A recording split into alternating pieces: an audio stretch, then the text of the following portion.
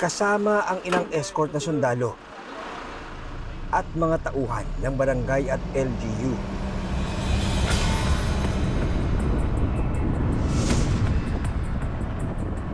Naghanda ang aming team para marating ang isang eskwelahan sa isa sa pinakaliblib na kabundukan ng bayan ng Buenavista sa probinsya ng Agusan del Norte.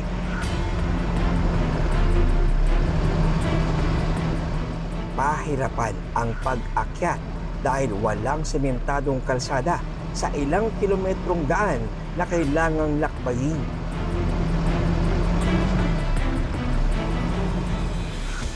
Maingat naming binaybay ang mapanganib na kurba sa gilid ng bundok.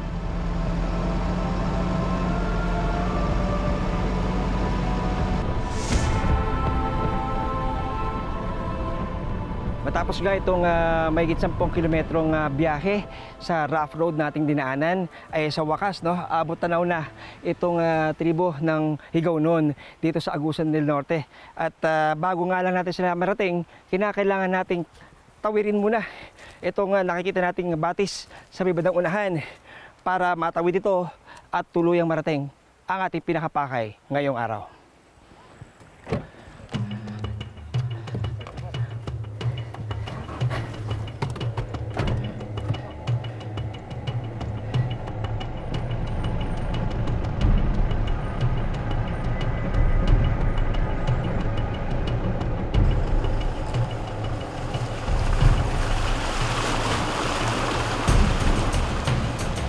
Ang batis na ito, nagmimistulang ilog sa tuwing umuulan ng malakas.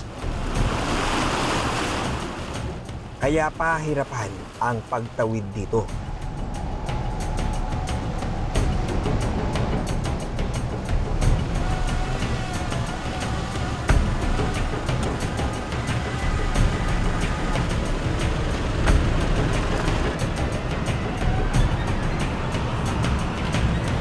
Pagkalipas ng halos 1 oras na paglalakbay, narating na namin ang aming pinakapakay.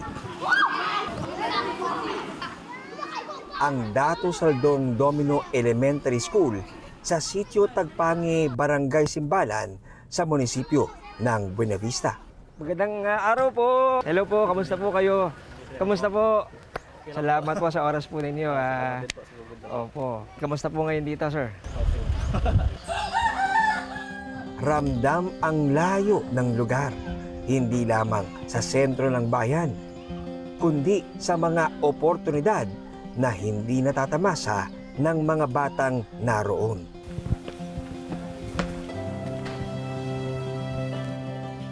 Magandang araw po, sir. Opo, Sir John Consulta po sa Eyewitness. Magandang araw po. Sa loob ng silid-aralan, bumungad sa amin ang multi-grade classroom ni Teacher Abel. Mga estudyante ng grade 4, 5 at 6. Si Uda ay dadapa, may dao at Naitayo ang paaralan noong Hunyo 2007.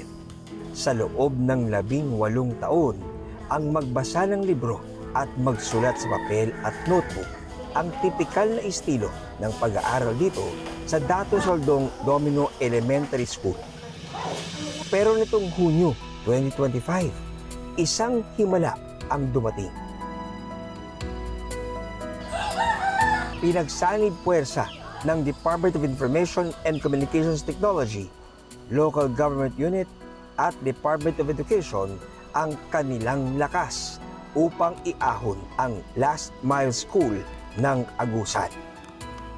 So hindi lamang po libro ang kanilang ginagamit na, no? Dati basa lang, drawing lang. Ngayon, may video na pong kasama. Yes, totoo po yan. Hindi lang sila nakasalalay o nag-ano lang doon sa libro. Ngayon, pwede na silang tumingin sa internet, gagamit ng ating television, through laptop sa ating mga teachers, ma-play doon sa kanilang classrooms. 18 estudyante ang magsasalo-salo sa 10 laptop. Pero inuuna ni Teacher Abel ang 3 grade 6 na gagraduate na ngayong Marso. Okay, type DSDES 211506. All caps, no? Naka-caps lock siya. Dagko, tanan. Ha? Ang 12 anyos na si Charis na posibleng magtapos bilang valedictorian, mabilis naman daw matuto. May kitin. Okay. Center tanan, the title is always center. Dapat naka-caps lock, ha? Pero may ilan sa mga estudyante na nahihirapan pa rin sa paggamit ng computer. Sa pag-ano po, sa pag-follow ng mga procedure po, isa po yun sa medyo nahihirapan pa sila, nanganga pa po siguro. Kasi maka-open sila ng iilang instruction tapos yung susunod nalilimutan nila kaya tawag agad, sir, paano po to, sir, paano po to? Yun po.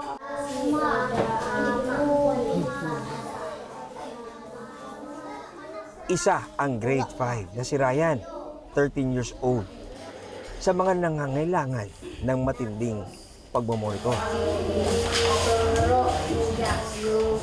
Ryan. I. N. Parehas na din. Okay. Kini.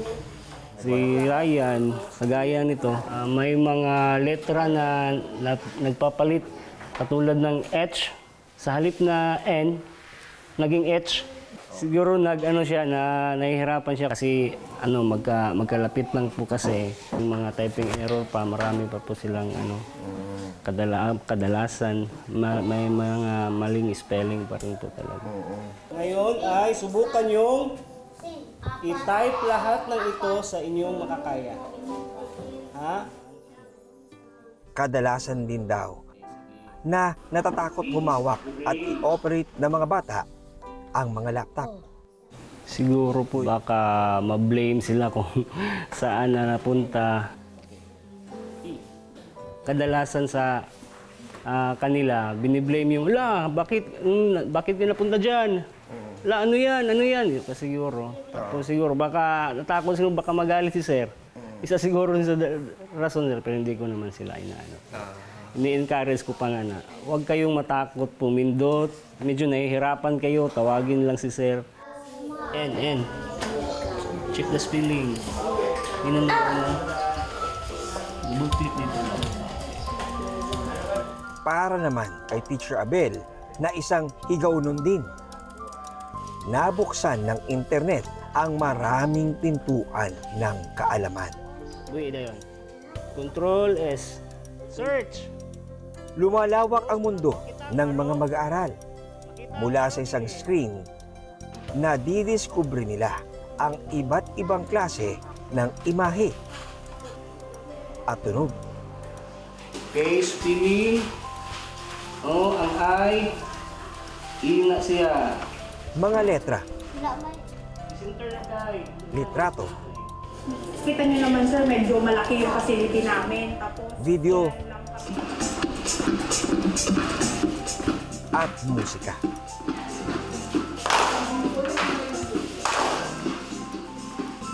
Nung nakapag-open sila ng YouTube, ang saya-saya talaga. Ang saya-saya nila na mga idol nila, nakikita nila.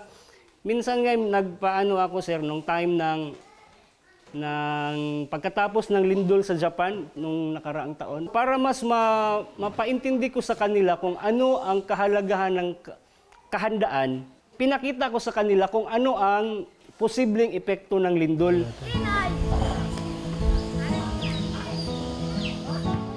Ngayon, sulit daw ang pagod ni Teacher Joel dahil kung noong umpisa ay pahirapan ang pagsundo sa mga bata sa kanilang mga bahay o bukid para lang pumasok sa eskwelahan. Iba na ang kwento ngayon.